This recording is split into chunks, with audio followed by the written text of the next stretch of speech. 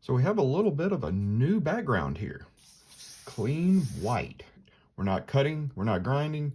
Sorry guys, and none of this goes to the burn pile. If you're interested in vintage models, this should be a real treat. The August 1971 issue of Car Model magazine featured Richard Carroll's motorcycle hauler, and inside was an 8-page how-to revealing the secrets of rear suspension. During this time, Richard was way ahead of most of the other model builders, and Scratch built many of his models from brass, and this one is no exception.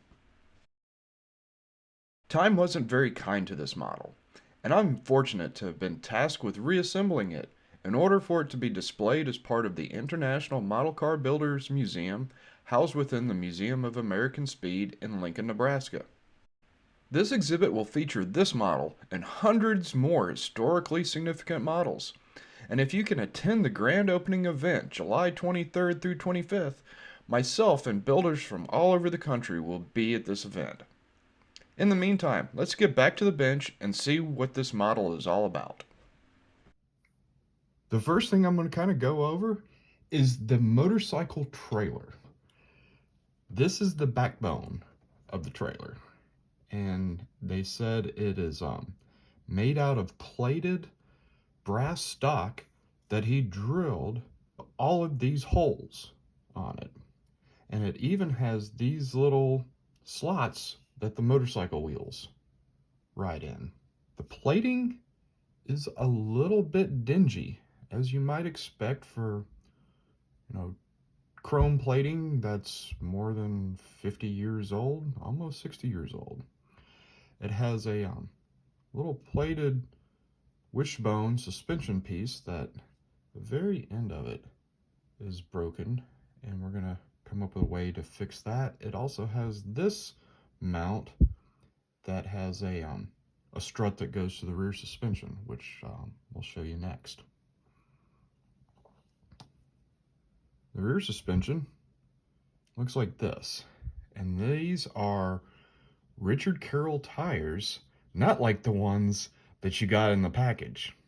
These are some kind of machined, they feel like some kind of hard rubber. And the axles are chrome plated brass.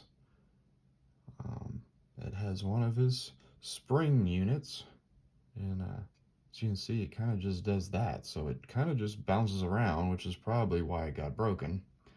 And it has a little mount in the back where that wishbone goes.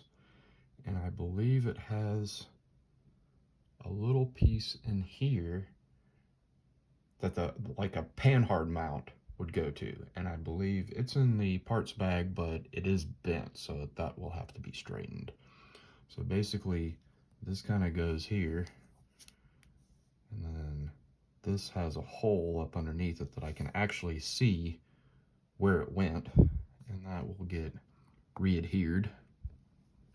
The trailer had this pod underneath it, and this is your first look at what Richard Carroll paint job really looks like up close in high def, and it is simply stunning. We might take this outside and see if we can get the sun on it, but it was some kind of pearl white to start with, and then he did the cobwebbing in this orange color. This piece is brass. How he soldered it, that's what makes Richard Carroll so unique. And he liked the shape. A lot of the models kind of have this type of shape, and as you can see, it has a gaping hole here because it had an opening door, and it has since come loose because due to his construction methods, a lot of these parts are just epoxied together. And so he would paint and flock the inside of this and then glue this piece in. So this will get re-adhered with some 5-minute epoxy. Whether or not it will actually function is to be decided, because I don't know if the hinge was actually would open. I think it kind of folds down like this, would be how that works. If it does, we'll see. Having it function is not important as getting the model back together so it can be on display. And so those are the main components of the trailer. Let's take a look at the car or truck or vehicle that tows the trailer. So here is the as found cab truck of this motorcycle hauler. And as you can see, it's missing some parts. It's extremely fragile. And we can kind of show you why. I will flip it over very carefully. And you can see this brass plated suspension. This is the secret of the Richard Carroll suspension. I'd say the main secret is it's extremely delicate, but it is brass, and it has this strut piece that is come loose that was epoxied, or it's not really a strut, it's a platform that is chrome plated brass, so that will have to be readhered. It has a coil spring that is attaches to the front suspension that I'll show. I think one of the design problems with some of these models is that the wheels and tires are the most heaviest part of the model. So when you have these heavy wheels and tires attached to this very dainty suspension, this is when things get messed up, especially with how they were stored, but that doesn't really matter. It's just very cool that we get to see them and reassemble them and enjoy them. The suspension arms, the 4 links, are attached with small, probably 0090 bolt heads that are simply just epoxied into holes that he had drilled for locators. And I'm going to carefully turn this over. And you can see the fun exhaust pipe. The article says that there's an engine in here that is chain driven. That's kind of, I think, part of the imagination. The interior is very difficult to see. It's just basically a flocked, the inside of this shape. And it has a custom steering wheel in there. And then I believe that's a vacuum formed amber bubble sunroof. And as you can see, the back window is just being held on by hopes and dreams at this point in time. We'll repair that. And the other 3 windows are in the sack of parts. So the cab has a machine pedestal that matches the trailer.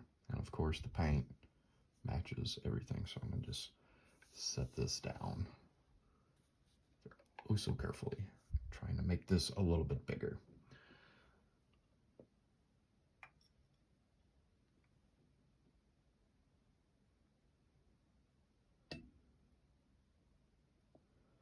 Here's the front suspension, and it has been bent and tweaked a little bit. One of the spindles is loose. I'm going to try to get that reattached. Has one coil spring, the other coil spring goes here. All of these little bars are, I believe, 1/32 brass rod with soldered ends and put together with all little nuts and bolts. It does articulate. I'm unsure if it will articulate once we get it back together. Again, this is extremely fragile. Making working parts for these models will not be played with in their final display area. They will be display models for your enjoyment. The goal here is to get them back together so you can enjoy them. And this is just, you can see, it's just so dainty. The article says it has a front bumper radiator piece that is scratch built out of brass, and that is indeed what that is. And Richard's imagination, which was extremely vivid, as you can see, and it's so cool. Um, it's got some smudges on it. I think I can clean this up, make this look a little bit better, and get this really assembled. And you can see it was just simply attached with 5-minute epoxy to the front.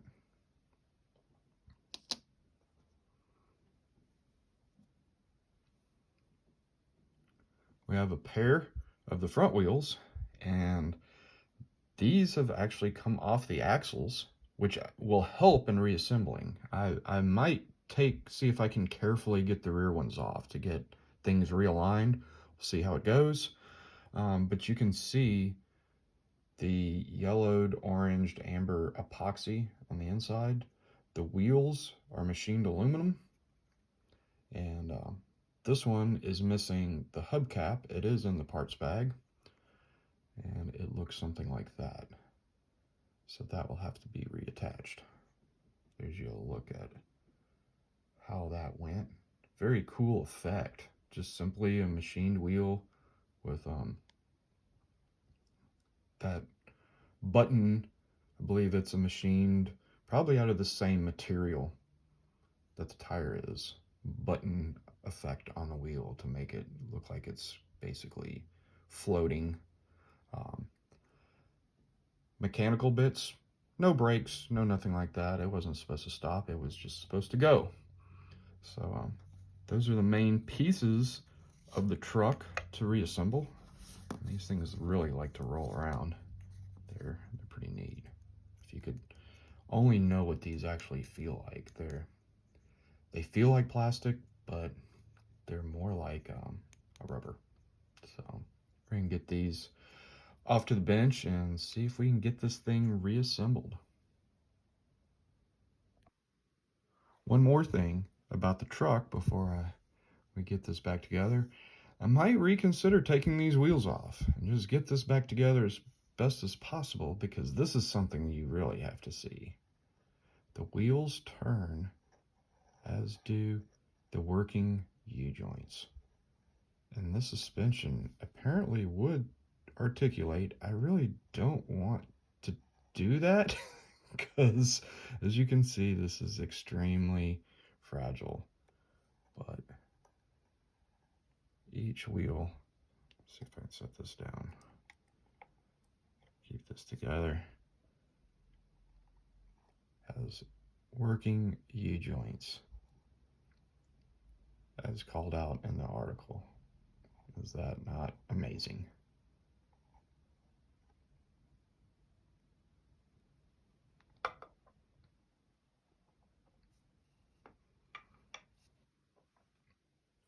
The third piece to this model is this incredible chopper.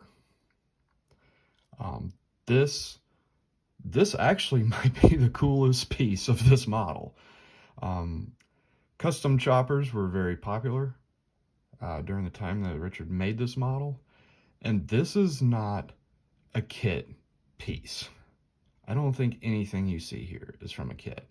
This is completely scratch built out of brass. The frame has the same paint job that matches everything else. The wheels are brass with the wheels are brass with hand-laced wheels. And they are just amazing. The tire appears to be probably an O-ring of some sort that maybe he machined down. I don't know. The front wheel, I believe, is certainly an O-ring. It's very small, as you can see. And all of the parts, everything you see that is chrome is plated brass. It has one of the article says that the forks actually worked, which is probably why everything is coming apart. We're going to try to get this back together. The little handlebars, the machined gas cap.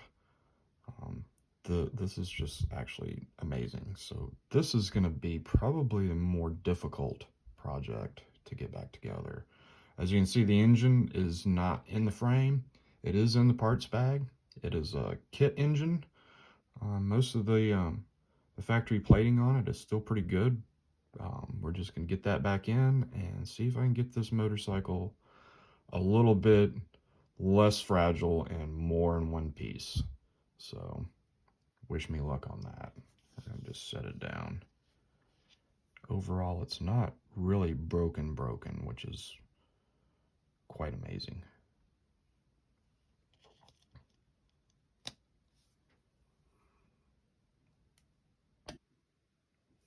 So here's all of the parts that, or here are all the major parts that need to be reassembled. I got 2 little Ziploc bags full of smaller pieces to add to all of this. So hope you wish me luck, and we're gonna head to the bench, put this back together, and then get some really cool photos of it all finished up. Stay tuned. The car model article was very helpful getting this one back together. The most challenging part was the orange tinted windows. The original side windows were badly warped, and replacements were made from similar material. The inside of the cab has a black flocked interior and features a steering wheel that has a machined acrylic rim mounted to a plated brass center. The ready-to-display model is quite impressive. Richard certainly pushed the envelope of design and scale with this one. Many of the mechanicals are left to the viewer's imagination, which makes this model even more fun. The secret rear suspension is all back together and ready for another generation to study and learn from it. The custom chopper is the centerpiece. The original photos certainly helped the reassembly process. I hope you enjoyed learning more about this historic model, and be sure to like, comment, and subscribe, as I have many more Richard Carroll models to share, as well as all kinds of model car stories to tell. Thanks for watching.